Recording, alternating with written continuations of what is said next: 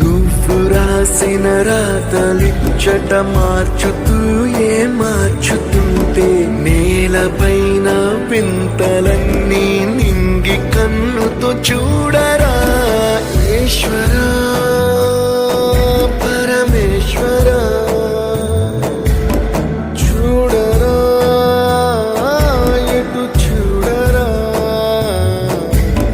మసకబారిన కంటి పాపకి ముసుగు తీసే వెలుగులాగా కాలమడిగిన కఠిన ప్రశ్నకు బదులు ఎదురవ్వరా ఈశ్వరా